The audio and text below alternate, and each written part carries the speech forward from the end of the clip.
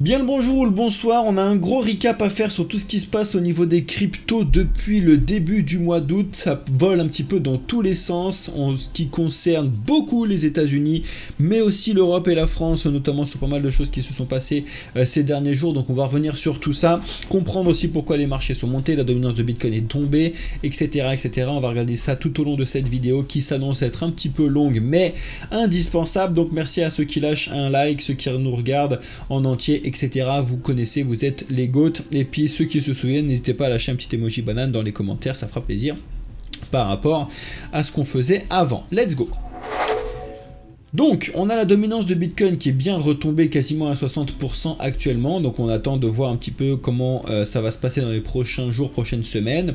Ça, c'est un premier point. On va revenir dessus tout à l'heure. Ça, c'est juste pour vous montrer au moment où je tourne la vidéo où est-ce qu'on en est. Et on était donc sur Bitcoin à quasiment 120 000 $ au moment où je lance la vidéo. Maintenant, on va regarder un petit peu tout ce qui se passe et on reviendra sur le marché à la fin de la vidéo. Alors, on va faire un petit peu une rétrospective de ce qui s'est passé depuis le début du mois d'août qui est très important et qui justifie un petit peu la montée de ce qui se passe actuellement. Premièrement, on a eu donc cette annonce qui a été faite donc de la part de la SEC, donc la Securities and Exchange Commission aux États-Unis, hein, c'est l'équivalent donc du gendarme financier des États-Unis. Ils ont annoncé qu'ils voulaient donc digitaliser et donc blockchainiser absolument tous les marchés des États-Unis. Vous vous rendez peut-être pas compte de ce que cette annonce a pour objectif colossal. C'est juste un élément énorme de blockchainiser ça. C'est selon moi une bonne idée dans un sens. Et dans l'autre sens, c'est essayer de rattraper un truc qui n'est pas rattrapable dans le sens où en fait de toute façon la blockchain et les crypto-monnaies justement sur la planète c'est déjà là. Donc en fait d'essayer de créer un autre truc là-dessus. Bon. Ça, c'est parce que c'est mes valeurs de technologie et pure et dure sur comment ça fonctionne. Mais en vrai, là où je vous dis que c'est une bonne idée, c'est que dans le sens où ça permet une bonne transition et que les gens puissent comprendre que c'est la technologie qui est très importante, la technologie blockchain, de pouvoir en fait tokeniser, blockchainiser un petit peu tout ce qu'on connaît du monde technologique qu'on a actuellement, et en fait c'est ça qui est vraiment super bien en termes de suivi, en termes de décentralisation, etc., etc. On verra encore une fois comment ça va être mis en place. Pour l'instant on est c'est au stade de projet, hein. Ça va pas te faire en claquant des doigts, ça va prendre des années, des dizaines d'années peut-être pour pouvoir être mis en place, donc on verra. Mais au moins on sait vers où en tout cas les États-Unis veulent se lancer en termes d'études technologiques. Ensuite, bien évidemment, on a eu au tout début du mois d'août la fameuse clôture donc du mois de juillet où on a clôturé à 115 000 $. Donc depuis, on est repassé au-dessus hein, parce qu'on est quasiment à 120 000 maintenant. Mais c'était quand même quelque chose donc d'historique. C'était la première fois qu'on clôturait donc un mois avec une clôture qui enregistrait donc un nouveau record historique sur Bitcoin en dollars. Hein, c'est toujours pas en euros. Hein, c'est très drôle. Et d'ailleurs, je vous le montre vite fait maintenant. Mais quand vous regardez Bitcoin face aux euros, on regarde que le plus haut il est toujours à 106 000 € et qui n'a toujours pas été dépassé depuis le 25 janvier depuis janvier 2025. Donc moi ça me fait vachement rire parce que quand tu regardes Bitcoin en dollars c'est monté parce qu'en fait tout simplement on a eu donc l'euro dollar qui a fait que de monter. Bref, donc ça c'était pour la petite anecdote mais que je trouve quand même mine de rien assez intéressante parce que ça prouve aussi qu'en fait c'est pas forcément le Bitcoin qui est monté fort, c'est plutôt le dollar qui s'est écrasé. Et c'est ça quand même une notion qui est très importante à montrer à tout le monde. Parce que pour nous, investisseurs avec des euros, si vous achetez donc avec vos euros de ce que vous avez gagné, en fait vous n'avez pas tant que ça gagné par rapport donc à le prix du dollar. Bref, vous avez compris. Si vous n'avez pas compris, posez-moi la question, je vous explique. Donc ça c'est déjà la première chose qui était importante. Ensuite, il y a énormément de dates qu'il ne fallait pas louper et qu'il ne faut toujours pas louper sur le mois d'août 2025. Il y a un gros récap qui a été fait sur Cryptost, notamment donc tout ce qui s'est passé au niveau des annonces du chômage au 1er août, etc.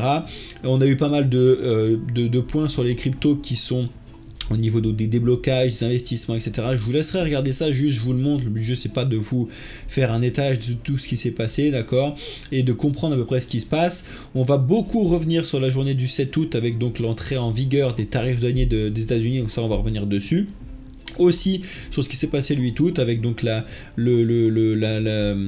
première deadline du cessez-le-feu qui a changé, et aussi la deadline qu'on avait eu là avec donc les États-Unis face à la Chine en termes de justement les taux, etc. Ça c'est aussi des choses qui ont fait que les cryptos sont remontés, notamment aujourd'hui. Bref, donc vous pouvez regarder un petit peu tout ce qui se passe et tout ce qui s'est passé, tout ce qui va se passer.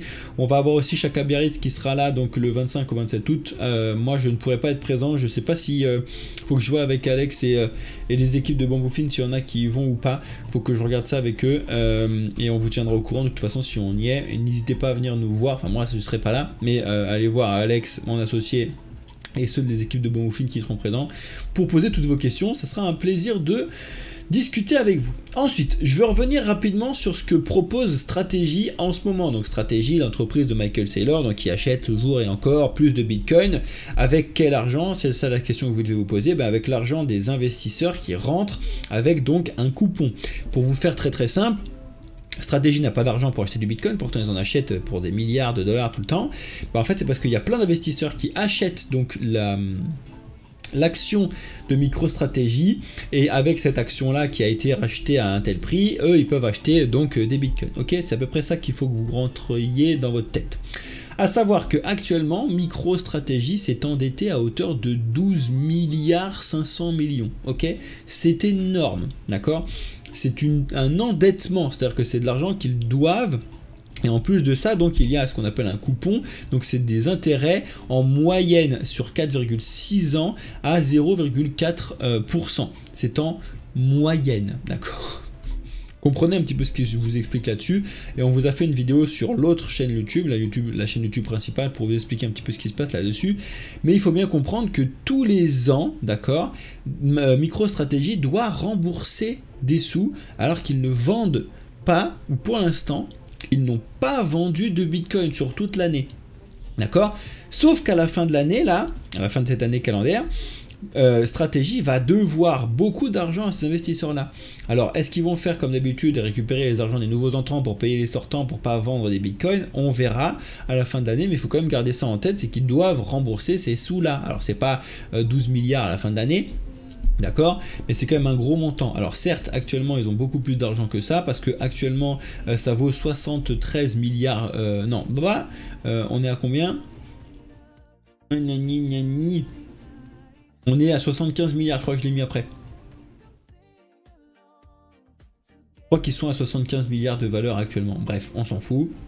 Et ils auraient, je vais faire cette news là dans ce sens là, c'est pas grave, ils auraient gagné donc au deuxième trimestre, ils auraient gagné 10 milliards.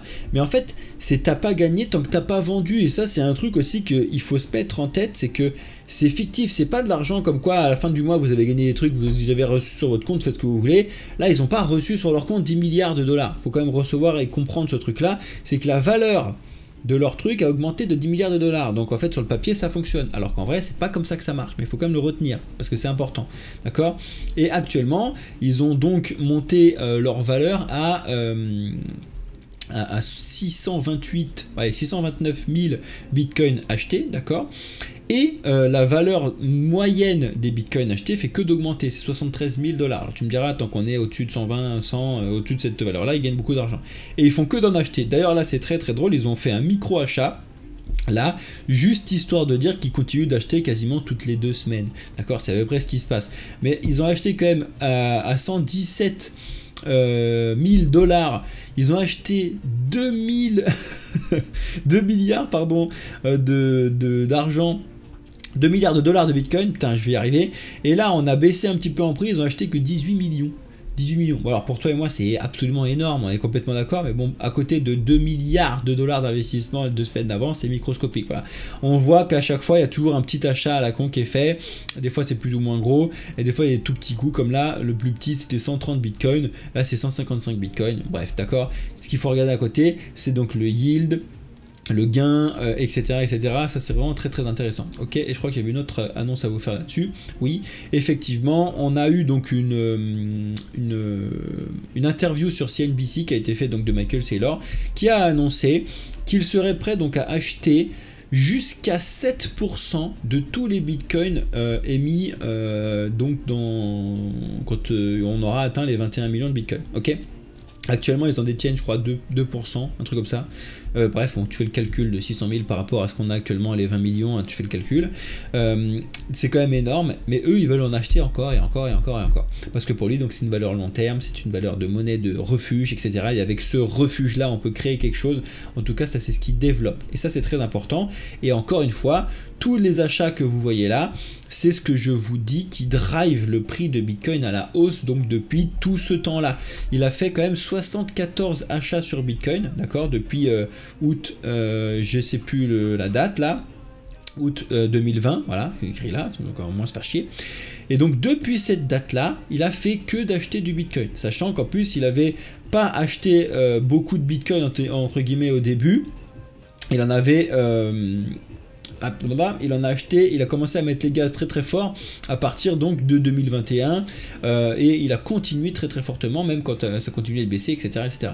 Et en 2025, je t'en parle même pas, là ça a été vraiment, on a une page complète dessus, tu vois. Alors quand tu regardes 2024, on en a un peu moins d'achats, 2023 encore moins, etc., etc. Donc vraiment sur l'année 2025, c'est énorme la quantité d'achats qu'il a fait, d'accord, ok, très important de comprendre que ce qui drive le prix à la hausse, c'est bien certes les annonces qu'on a un petit peu de partout, notamment des États-Unis avec Donald Trump, mais c'est aussi donc ce mec-là à lui tout seul qui drive quand même la hausse parce qu'il fait que d'acheter, acheter, acheter, acheter, et jamais il a revendu, d'accord. Et ça on le sait parce que on surveille de près donc tous les wallets qu'il y a là-dessus. Donc c'est important de comprendre ça parce que vous comprenez aisément pourquoi ça fait que de monter actuellement et que des fois ça peut être un petit peu décorrélé de ce que le marché Bitcoin voudrait au sens donc autrichien du terme de l'économie de façon autrichienne, à savoir de laisser libre marché. Bref, ok. Ensuite, le gros point qu'il fallait étudier de très près, c'est bien évidemment les frais de douane. Alors parce que vous le savez, il y a beaucoup de ces frais de douane qui devaient donc, qui ont été mis en place à partir du 7 août. Et justement, il y a eu donc ces annonces-là dont on avait parlé jeudi 31 quand on s'était vu, parce que justement il avait instauré donc 10 à 15% de douane sur 69 pays du monde. Le Mexique a été totalement épargné et il avait accordé au Mexique un sursis de 90 jours. Vous allez voir qu'il y a eu beaucoup d'autres événements depuis là. Et nous, donc en Europe, c'est 17,5% je crois en tout, parce que du coup c'était 15 plus ce qu'on avait avant, hein. La Corée du Sud, le Japon, ils se prennent cher, la Thaïlande, bref, vous avez tous ces trucs-là qui ont été résumés. Et justement, quand tout ça s'est tombé, on a eu aussi peur que la Suisse prenne très cher. Vous savez pas, mais la Suisse, c'est un gros exportateur d'or aux États-Unis, etc., etc., parce qu'ils achètent. Bon, ouais, faut comprendre un petit peu la politique monétaire. Je vais pas rentrer trop dans les détails non plus, sinon je vais perdre tout le monde, mais c'est important. Et du coup, pour l'instant, en fait, Trump a accusé de voler les États-Unis et justement la Suisse a sonné un petit peu la sonnette d'alarme justement parce qu'il voulait échapper aux frais de douane de 39%, et je dis il voulait échapper, ça c'était le 4 août, et en fait quand c'est tombé, donc le fameux 7 août, et ben on se rend compte, en fait on regarde, donc on a eu ce que je vous ai dit, les biens donc sont à 17,5 en moyenne, ça c'est tout ce qui se passe avec donc nous, l'Europe, etc., etc. Et par exemple, on a certains qui ont pris plus cher que d'autres, notamment le Canada qui prend 35% parce qu'il a tenu tête à Donald Trump, donc il n'a pas aimé, donc le Canada c'est catastrophique alors que c'est juste à côté, hein. Et la Suisse qui s'est réellement bien pris, donc c'est 39% dans la tronche. Donc en fait on n'en parle pas tant que ça parce qu'on est en France, machin, l'Europe, etc., etc. Pour la Suisse, en vrai, c'est quand même vraiment compliqué pour eux en termes d'argent. Ils exportaient beaucoup de trucs aux États-Unis et du coup il y en aura peut-être beaucoup moins parce que ça va être extrêmement cher pour les États-Unis de les acheter, donc c'est très compliqué, d'accord. Et encore une fois, il y a quand même encore beaucoup de choses qui sont floues, notamment ce qui se passait avec la Chine. Mais justement, avec la Chine, ça a été mis aujourd'hui sur papier. Il a accordé donc la trêve des tarifs douaniers avec la Chine, de nouveau de 90 jours. Ok, donc là vous rajoutez 90 jours à aujourd'hui et on va voir ce qui va se passer avec la Chine. D'accord, donc ça c'est ce qui a participé, on va dire, fortement à la hausse du jour aujourd'hui sur pas mal de secteurs, notamment certains projets crypto, etc. le 12 août 2025. Donc voilà, ça c'était pour faire le point sur la sur le sur tout ce qui s'est passé au niveau des tarifs douaniers qui bougent beaucoup, d'accord, et qui font forcément directement beaucoup bouger les marchés financiers et notamment les cryptos. Ensuite, Ça, c'est juste faire une petite pause des news un petit peu dures. Mais on a eu donc, ça y est, le plus gros hack de l'histoire qui a été révélé, qui en fait finalement est un hack vieux, d'accord? C'est un hack de l'été, de 2020, pardon. Et c'est un hack de 14,5 milliards de dollars à valeur actuelle. Parce que c'est je ne sais plus combien de bitcoins qui ont été pris sur un gros mineur de bitcoin, c'était sur Lubian, et donc il y en a, je sais plus combien de volets, j'ai plus le chiffre en bitcoin exactement, bref. En plus de ça, en fait, les gens ne savent pas réellement si c'est une vraie attaque ou si c'est pas une vraie attaque ou quoi ou qu'est-ce, parce que justement, en fait, actuellement, les bitcoins qui sont détenus donc sur les adresses de ce potentiel hacker n'ont pas été déplacés depuis 2020. Ça fait 5 ans que ça n'a pas été déplacé, donc ni vendu, ni acheté, ni rien. Ça n'a pas bougé. Et c'est pour ça que actuellement c'est le plus gros hack, parce qu'il vaudrait actuellement 14 milliards, mais en fait en 2020, ça valait pas du tout ce prix-là. Hein. Tu regarderas le prix de Bitcoin en 2020, c'était pas ça. Donc bref, donc c'est intéressant. Pour ceux qui aiment bien un petit peu les histoires comme ça, mais en vrai, on s'en fout un petit peu. On revient un peu sur les sujets qui nous intéressent tout particulièrement. C'est un petit résumé qui a été fait sur Cryptost. Ils aiment bien faire ça à la fin du mois. Pour nous, donc en France, sur tout ce qui s'est passé au niveau de la crypto en France, sur le mois de juillet 2025. Alors, rapidement, on a eu un mois de juillet qui a permis des études sur le fait de miner du Bitcoin en France avec EDF et avec la société Exec, je crois qu'ils ont créé, etc. C'était une première, vers faire un minage bleu, blanc, rouge. Ok, pif, paf, pouf. Pour l'instant, on l'a vu, c'est un peu compliqué, même si on a l'INBI qui a été créé notamment avec Alexandre Sachenko, qui est vraiment des très très bonnes initiatives, on va dire, politiques. On va voir comment ça va se passer dans les années futures, même si en fait il y a beaucoup d'études qui montrent que oui, EDF et la France notamment a tout intérêt à miner du Bitcoin sur 1 milliard de raisons que je ne vous énumérerai pas aujourd'hui parce que je l'ai déjà fait dans plusieurs autres trucs. Ensuite, on a beaucoup de nouvelles entreprises qui décrochent la licence MiCA, parce que ça, je vous le rappelle, mais MiCA, donc PSCA, je vous rappelle, avant les sociétés, elle devait être PSAN pour proposer ce qui se passe sur les cryptos en France, donc c'était PSAN, donc c'était prestataire de services en actifs numériques. Maintenant, c'est devenu PSCA, donc prestataire de services sur crypto-actifs, bon, c'est des noms à la con, et en fait, donc maintenant, si tu le veux, tu n'as pas besoin de faire PSAN plus PSCA, c'est PSCA que ça, et les anciens PSAN doivent devenir PSCA avant le 1er juillet 2026, je crois, où ils ont la clause de grand-père jusque-là. Et donc là, petit à petit, on a toutes les grosses entreprises qui commencent à le faire, et là, c'était CoinShare qui est devenue la 6e entreprise à décrocher ça auprès de l'AMF. Mais c'est surtout le premier gestionnaire cryptoactif à décrocher ce précieux sédam en Europe. Voilà, ça c'était important.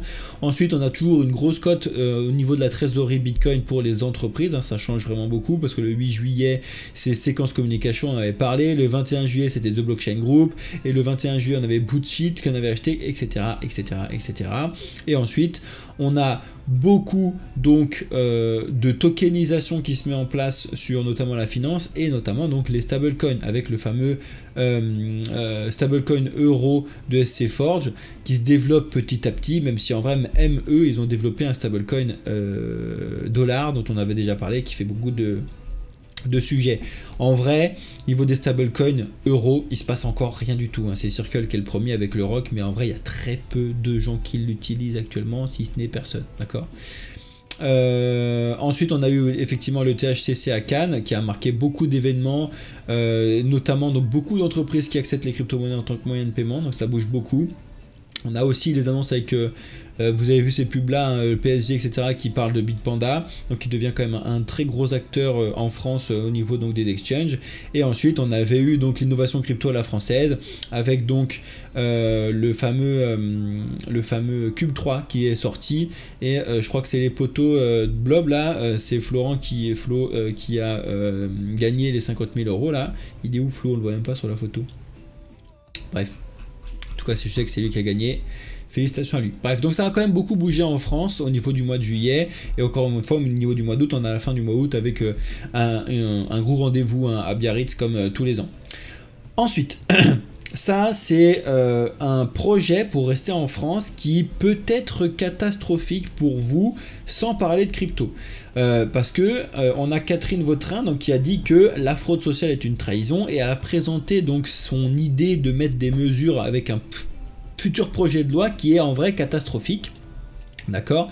Parce qu'elles veulent exiger, enfin ils exigent de récupérer encore plus d'argent de monsieur et madame tout le monde, mais surtout de contrôler cet argent-là. Et ça, c'est le point ultime que tout le monde déteste, surtout quand on est dans l'écosystème crypto, et nous les premiers. On ne veut pas qu'on puisse nous contrôler, savoir ce qu'on fait, etc. etc. C'est pas qu'on veut faire que des trucs pas bien, c'est pas du tout ça l'idée, c'est qu'on veut rester libre de nos agissements sans que tout le monde puisse épier ce qu'on fait, ce qui est absolument normal. Donc à surveiller un petit peu tout ce qui va se passer, parce que notamment pour nous en France, à partir du mois de septembre, ça va être un réel bazar. Je vous le dis directement, parce que comme ça au moins vous le savez. Au niveau on n'est peut-être pas au niveau des gilets jaunes et tout, je sais pas quoi, mais en tout cas ça va beaucoup bouger au niveau des grèves et des trucs en France, parce qu'il y en a beaucoup qui sont plus d'accord avec tout ce qui se passe avec Macron. C'était la petite pause politique. Vous êtes d'accord ou vous l'êtes pas, en tout cas ça va être le bazar. Bref, ensuite, voici un autre potentiel bazar pour la blockchain de TRX. Parce que on a donc Tether qui a annoncé que donc son USDT pourrait avoir bientôt sa propre blockchain qu'ils ont appelée Plasma, d'accord? Et pourquoi c'est un problème pour Tron? Parce qu'en fait quand on étudie le niveau blockchain, il faut savoir que l'USDT donc c'est un token, d'accord, qui est donc sur différentes blockchains. Il n'a pas sa propre blockchain, il va l'avoir, mais c'est différent. Bitcoin, il a sa blockchain Bitcoin, Ether, il a sa blockchain Ethereum, Solana, il a sa blockchain Solana, tu l'auras compris, et il y en a certains autres qui n'ont pas pour but de développer une blockchain, mais plutôt d'être un projet qui est sur une blockchain. À la base, l'USDT, ça a été créé en token ERC20 sur Ether, et depuis, ça a beaucoup bougé. Ça s'est minté et donc fabriqué sur différentes blockchains, ok? Et il faut savoir que parmi tous les USDT présents sur le marché, il y en a à peu près 50%, donc c'est énorme, on parle de 90 milliards de dollars je crois, qui sont sur la blockchain de TRX. Donc indirectement qui rapporte beaucoup d'argent à la blockchain de TRX, à Justin Sun, etc. etc. Parce que certes c'est quand même un placement qui rapporte beaucoup d'argent. Du coup, si tout ça en fait ça viendra à ne plus exister après, parce que ce serait tout géré via la blockchain donc Plasma, et qui après gérerait ça en multi-chain et que ce soit plus en natif sur les différentes blockchains, ce serait potentiellement un cataclysme pour le TRX qui gagne énormément d'argent avec ça. Donc il faut faire très très attention à tout ce qu'il y a, et encore une fois là je vous ai montré une notion qui est très importante quand on est de l'écosystème crypto, à savoir de comprendre ce qu'on fait de nos investissements, où est-ce que c'est, comment ça marche, etc. Parce que des fois, et c'est arrivé 1 milliard de fois, vous avez une crypto que vous avez englobée donc, sur une autre blockchain, cette blockchain-là tombe, votre crypto, vous ne pouvez plus la récupérer, vous ne comprenez pas pourquoi, et c'est par exemple l'exemple de multi-chain qu'on a connu en 2022 ou 2023, je ne sais plus, un bridge qui a eu un problème, et du coup, en fait, même si ta crypto, le projet en soi, il fonctionne très très bien, toi, tu ne peux plus récupérer tes fonds parce que tu n'as pas compris comment fonctionnait la blockchain. Donc c'est très important, c'est pour ça que notre mantra à nous le plus important, c'est apprends aujourd'hui, investis seulement demain. Ensuite, on a justement donc ces résultats qui sont tombés de Tether qui annonce d'ailleurs avoir quand même gagné 5 milliards au résultat Q2. Et là, c'est différent de ce que je vous disais sur stratégie tout à l'heure, c'est que là, c'est de l'argent réel qui a été gagné, d'accord? Donc c'est différent, ok?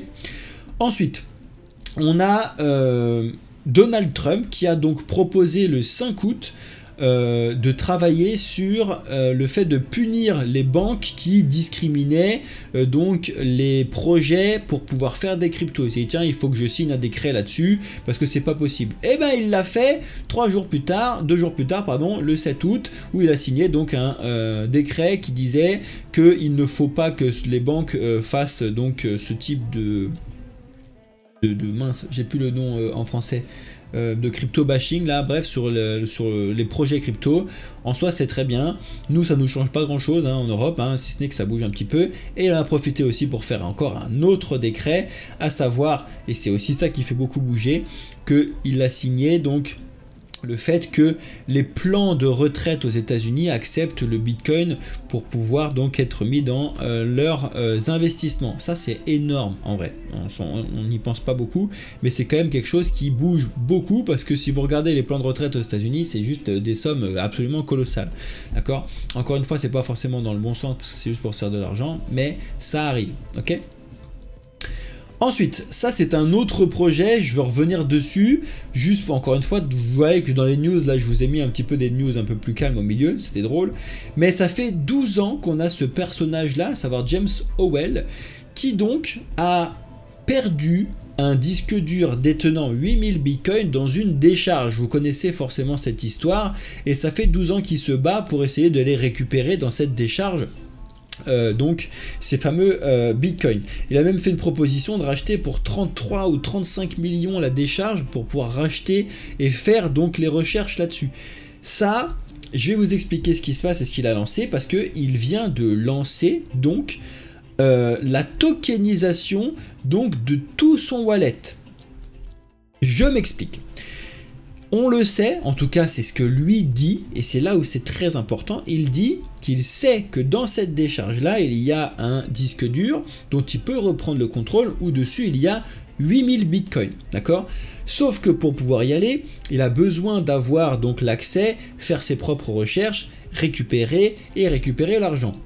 Ça y est, il s'est rendu compte qu'il n'arrivera jamais à le faire tout seul, et que les gouvernements, etc. n'allaient pas l'aider, donc il a demandé la permission un milliard de fois, il a voulu arrêter, et il s'est dit, je vais tokeniser tout le wallet, donc ce qu'il y a, en tout cas ce que lui dit, les 8000 bitcoins, il va les tokeniser en 800 milliards de Seigoin coin, d'accord, c'est du INI, en 1 pour 1 en Satoshi Value, et il va donc vendre, c'est un délire, hein. Vendre ce truc-là, et en gros, donc toi tu vas acheter pour une valeur moindre donc ce truc-là et tu vas pouvoir récupérer en tokenisation les bitcoins qu'il y aura s'il les récupère. Donc, il y a beaucoup de si un petit peu de partout et il y en a même qui parlent d'une grosse arnaque énorme parce que ça se trouve en fait il n'y a jamais rien, d'accord? Avant toute chose, il faut qu'il lève au moins 35 millions pour racheter le bordel. 35 millions c'est énorme. Alors certes 8000 bitcoins c'est plus que ça, hein, d'accord, faites le calcul. Mais il faut quand même lever beaucoup d'argent pour pouvoir acheter le truc, faire les recherches, attendre, retrouver, virer à tout le monde. Donc si vous entendez parler de ce truc, d'accord, il l'a fait avec les OP Return, il va utiliser donc du Stacks, du Rune et du Ordinal sur Bitcoin pour pouvoir faire ça. Il va le lancer fin 2025. Vous le faites à vos risques et périls si vous rentrez dessus. Ça va être un truc, c'est tokenisé, donc n'importe qui peut le faire. Je vous le dis, je ne rentrerai pas du tout sur ce genre de bêtises-là, même si en soi, ça devient vrai, c'est-à-dire qu'effectivement, si tu achètes une tokenisation sur là et que tu reçois après ton Bitcoin, ça serait réel. Ça me paraît un peu flou, gros et un peu trop basé sur des trucs où il n'y a pas réellement de contrat signé, de trucs et tout. Donc, pour moi, ne pas rentrer dessus. Après, vous faites ce que vous voulez. Si ça s'avère être vrai, vous pouvez faire un petit multiple sur le truc. Et je dis bien un petit multiple parce que ça ne sera pas 1 x 1000 que vous ferez sur ce truc-là si jamais vous rentrez dedans. Mais faites très attention. Voilà, ça vraiment faites très attention. Je pense qu'on en reparlera quand justement il le lancera fin 2025. Ensuite, ça c'est une news un petit peu Tesla Elon Musk qui fait beaucoup couler d'encre parce que du coup, comme vous le savez, depuis un certain temps, Tesla a été remis en cause notamment parce qu'on a eu certains gestes donc d'Elon Musk qui ont été donc très tendancieux et que du coup la vente des véhicules elle est compliquée et que du coup ils viennent aussi beaucoup de se recentrer sur l'intelligence artificielle et aussi sur les véhicules automatiques type taxi. Bref.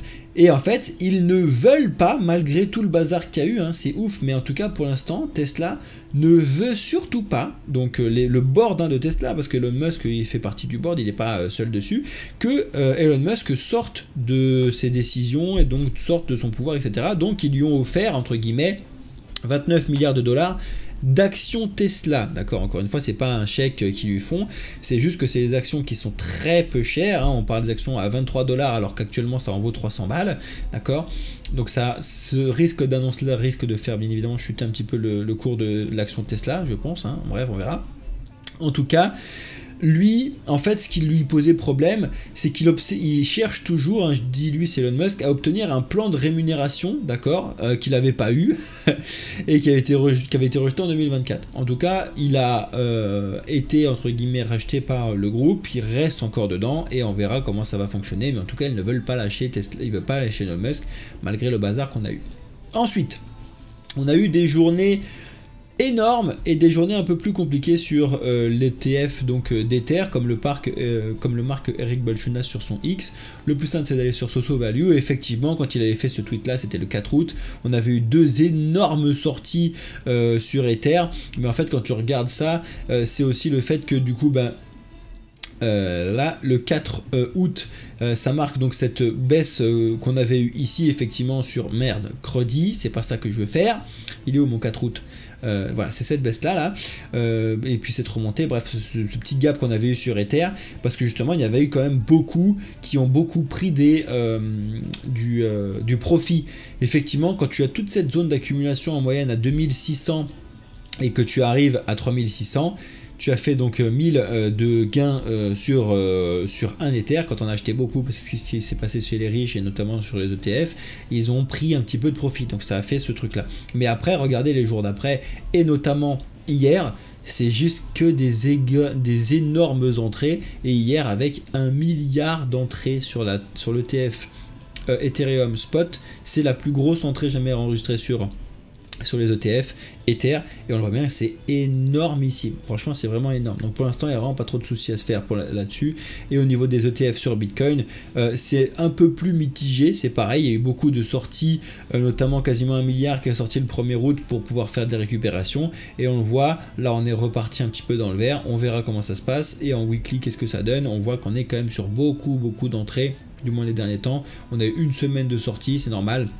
Quand on a atteint 120 000 dollars, il y a des gens qui prennent un petit peu de profit, c'est absolument normal. En tout cas, pour toujours parler de Bitcoin, le Bitcoin à 250 000 dollars d'ici la fin de l'année, on a encore beaucoup d'experts qui y croient. Alors pour le coup, ça s'est avéré faux, hein. Beaucoup de gens qui prédisaient Bitcoin à 200 000, 250, 225 000 dollars au mois de juin, juillet 2025, ça y est, on est au mois d'août, hein, ça s'est pas passé. Même si en vrai c'est monté, ça s'est pas passé. Il y en a encore qui gardent beaucoup espoir sur le fait que ça peut se passer d'ici la fin de l'année. Ça dépend encore beaucoup de choses dont je vous ai déjà parlé. Je vais pas vous rabâcher ça aujourd'hui, sinon la vidéo elle fera 3 heures. Mais en partie, c'est qu'il faut que les taux baissent, hein, pour qu'il puisse avoir de nouvel argent qui soit réinjecté, etc. Qu'en fait sur le dollar qui baisse comme d'habitude. Donc en soi, c'est pas impossible. On verra comment ça va se faire. Il y a beaucoup de vidéos qui tournent à ce sujet-là. Vous pouvez vous renseigner si ça vous intéresse. On a encore eu un professionnel de la crypto qui a été agressé dans un gros palace des gros quartiers à Paris. En vrai, c'est toujours chaud, hein, de détenir des cryptos, d'être dans le monde des crypto-monnaies. Hein. C'était le directeur de Pemium l'autre fois qui avait failli, hein, se faire agresser de sa fille et son fils. Là, on avait vu la vidéo qui est tournée. Donc c'est que des catastrophes sur ça. Il faut quand même que les gens comprennent que non, nos crypto-monnaies, du moins beaucoup d'argent, ne sont pas accessibles facilement. Donc il faut quand même faire passer le mot que la sécurité niveau crypto sur les gens qui en détiennent beaucoup, elle est juste tellement colossale que même eux ne peuvent pas bouger les cryptos sur le court terme. Donc il faut arrêter de faire ce genre de conneries, d'accord? Et que si vous voulez voler et prendre autant de risques pour prendre 10 000 balles, à vos risques et périls, sachant qu'en plus eux ils ont été récupérés, ils sont en garde à vue depuis, enfin là ça a dû bouger, j'ai pas pris trop de news, c'était 6 août. Moi ça me fatigue de voir ce genre d'annonce de la part des gouvernements tout le temps pour essayer de faire peur aux cryptos, alors qu'en fait c'est l'inverse total. Bref. En ce qui concerne les stablecoins, on revient 2 secondes là-dessus parce que justement, ça c'est quelque chose qui n'a pas été mis en place encore jusqu'à présent, du moins pas de façon sérieuse, mais vu que le dollar fait quand même pression un peu de partout, la Chine, ils envisagent aussi de créer leur propre stablecoin adossé donc au yuan, pas leur propre stablecoin adossé au dollar, mais au yuan. C'est quand même quelque chose qui bouge et qui change quand même pas mal, parce que c'est quelque chose qui n'a pas été vu, et le yuan... c'est pas utilisé mondialement, d'accord? C'est utilisé en Chine, c'est pas utilisé pour les ressources d'échange, c'est beaucoup le dollar, donc on verra. De même, encore en parlant de stablecoin, c'est MetaMask qui lui aussi veut sortir son propre stablecoin avec Stripe, donc je vous l'ai dit, un stablecoin, voilà, ça bouge, ça serait pour le dollar cette fois-ci, pardon, par contre. Ensuite, ça y est, donc c'est officiel, hein, c'est sûr et certain. Donc la SEC et Ripple, donc ils ont acté formellement le fait donc de ne pas reconduire l'appel et donc de terminer enfin donc cette attaque de la SEC. Donc Ripple a gagné, d'accord. Donc c'est pour ça qu'en fait en partie on a donc le XRP qui a donc fait cette remontada, pardon, ici, la 8 août, là, donc ça c'était vraiment le jour où c'est tombé. Tac, ensuite, non, ça c'était ça. Ensuite, il y a une nouveauté qui a été mise en place sur Cryptos, on va voir s'ils le tiennent ou pas, mais ils ont fait des... Vu qu'il y a eu beaucoup de mouvements, notamment la nuit, notamment de la part du marché asiatique qui ouvre à 2 h du matin, donc Cryptos a fait ça, et ils ont fait ça sur 3 jours pour l'instant, donc la nuit du 9 au 10, et du 10 au 11, du 11 au 12, où ils font donc un petit résumé de ce qui s'est passé avec Bitcoin se poursuit, Ether machin, et le fait qu'Harvard a changé de cap, hein, vous l'avez vu aussi, ça c'est très très drôle, mais vous l'avez vu normalement sur la... Si vous suivez Asher, etc., hein, mais qu'en 2018, Harvard expliquait que Bitcoin c'était de la grosse merde et que ça allait tomber à 100 balles, et qu'aujourd'hui en 2025, bah, ils en ont acheté pour 116 millions de dollars à plus de 100 000 balles. Bon, c'est drôle, voilà, c'est juste drôle. Ensuite, vous l'avez donc sur les autres jours, vous pouvez regarder, hein, ça c'est rapidement, vous êtes sur Crypto, vous pouvez voir un petit peu les trucs. Ether est à son plus haut depuis novembre 2021. Arthur Hayes qui a racheté un petit peu de tout, on en parle beaucoup. Acquisition statique, c'est hier 0, ça bouge un petit peu, etc., etc. Nvidia, et là sur cette nuit, on a eu donc un fort engouement sur Ether, on l'a vu. On en a beaucoup qui renforcent leur position sur Bitcoin, etc., etc., etc. D'accord. On va pas rester à 1000 ans là-dessus. Et on finit avec quelques news de cryptos, justement, parce que je suis allé là-dessus à la fin. Ce qu'il ne faut pas louper cette semaine, hein, même s'il est déjà bien entamé. Lundi, on a eu donc la fermeture du marché japonais. Ok, décision de la Banque centrale en Australie, et surtout la trêve, ça c'était ce qu'il y a eu aujourd'hui, hein, qui était très très important. Ok, demain on a l'inflation en Allemagne, on a les stocks de pétrole aux États-Unis, ça c'est important. Jeudi c'est l'inflation pour nous, hein, en France, hein, on a le PIB aux États-Unis et au Royaume-Uni, pardon, et sur la zone euro, hein, ça c'est très important de voir un petit peu ce qui se passe. Et enfin vendredi, on a de nouveau encore une distribution des créanciers FTX, hein, pour le coup moi j'ai toujours pas reçu mes 1800 balles qu'ils me doivent, on verra. Et on a le PIB japonais. Voilà, c'est toujours intéressant en début de semaine de regarder un petit peu ce qui se passe, et justement Cryptos fait ce genre d'annonce. Do Kwon, donc ça y est, il va plaider coupable, hein, il risque quand même pas mal de prison et de thunes, hein, normalement, parce que je vous rappelle, ça avait quand même fait des pertes de 40 milliards de dollars un peu pour tout le monde. C'est toujours très drôle parce que ça a fait des affaires pendant des années, alors que le Mantra, hein, qui a perdu 50 milliards de dollars en une journée, tout le monde s'en fout. Bref, donc c'était le PDG. Et donc, et ça impliquerait quand même 130 années de prison potentielle. Bon, je pense pas qu'il prendra aussi cher, on verra bien. Ensuite, l'attaque justement des 51% sur le Monero, ben, c'est en cours, on va dire ça comme ça. C'est pas très simple de la part de Cubic, hein, parce que pour pouvoir faire ça, il faut le détenir pendant X temps.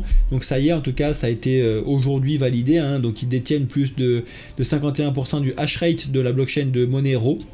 Et donc l'idée, donc, c'est de savoir s'ils arrivent à empêcher la validation des autres. En fait, c'est comme ça qu'on peut faire une attaque 51 et donc de pouvoir faire un peu ce qu'on veut avec le Monero.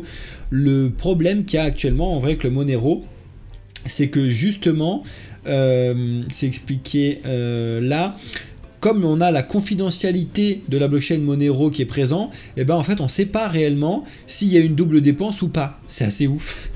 C'est-à-dire que le problème du copier-coller que Bitcoin a résolu, hein, notamment avec Satoshi Nakamoto, avec le hash rate, etc., ça prenait en compte un potentiel problème de 51%, on peut voir avec le Monero apparemment, sauf que là où tu le verrais sur Bitcoin, parce que c'est pseudonyme, donc on voit donc les wallets et puis on voit les montants, sur Monero, c'est complètement anonyme, tu vois pas les wallets et tu vois pas les montants, donc en fait tu sais même pas s'il y a des doubles. Par contre, ce qu'ils ont vu, et je crois qu'ils l'ont mis là-dessus, c'est que la pool de Cubic aurait miné 7 blocs d'affilée, dont sur ces 7, il y en avait 4 qui étaient vides. Alors est-ce que c'est des vrais vides ou est-ce que c'est juste les fameuses copies qu'ils font? En vrai, c'est très frais, ça remet en question pas mal de choses, ça explique aussi pas mal d'autres choses, donc c'est assez intéressant, on verra. Je sais pas si le Cubic augmente beaucoup par rapport à cette attaque là. En tout cas le Monero il prend cher, hein. On le voit d'ailleurs je crois directement dans la journée que le Monero prend un petit peu cher, pas tant que ça mine de rien. XMR USDT par exemple, on va se le regarder, ils l'ont pas sur il est viré un peu de partout, donc on va se mettre sur Kraken. Donc voilà, donc ça tombe un petit peu, mais en vrai c'est pas à l'état de catastrophe d'une vraie attaque 51. Une attaque 51, si ça fonctionne réellement, la valeur du projet elle tombe à 0 directement, c'est pas elle baisse de 5%. Donc voilà, par contre depuis les annonces, hein, c'est quand même 420 à 250, c'est quand même un gros coup dans l'aile, on va pas se le cacher. Et du coup, la question que tout le monde se pose actuellement, hein, c'est donc Bitcoin, Ether, en vrai Solana non, hein, mais pourquoi Bitcoin, Ether et certaines cryptos sont en train de monter et de bondir actuellement? C'est en majeure partie expliqué par toutes les news que je vous ai expliquées depuis les 40 minutes de cette vidéo. Donc, les taux de douane qui ont été mis en pause avec la Chine, les décrets pour que les États-Unis puissent investir au niveau donc des retraites, les décrets qu'il faut devenir un petit peu plus crypto-friendly aux États-Unis, ce genre de choses-là, stratégie qui continue d'en acheter, etc., etc. Voilà, c'est ce qui fait un petit peu bondir les cryptos, Bitcoin et Ether notamment, d'accord? Ensuite, on n'a pas encore ce que nous on attend, à savoir de l'utilisation de la blockchain pure et dure pour avoir donc cette potentielle saison. On n'a pas encore donc la fin de la guerre en Ukraine, etc. On n'a pas encore les taux qui baissent. On n'a pas encore les États-Unis qui ont officiellement acheté du Bitcoin et non pas récupéré des trucs volés. Voilà, c'est ces trucs-là qu'on n'a pas encore, mais qui devraient normalement arriver d'ici peu. Donc ça, c'est vraiment très très important. Donc voilà, ça va arriver. En même temps, c'est pour ça que donc les cryptos montent actuellement, et c'est aussi pour ça qu'en fait elles peuvent aussi baisser, parce que du coup ces trucs-là, ça maintient un taux fictivement entre guillemets. Donc il faut quand même faire attention, comme d'habitude. Donc, que se passe-t-il actuellement sur les marchés? Donc les marchés traditionnels, vous pouvez voir ça avec mon associé comme d'habitude. Le CAC 40, bon il remonte un petit peu depuis la chute qu'on avait eue début août, ok.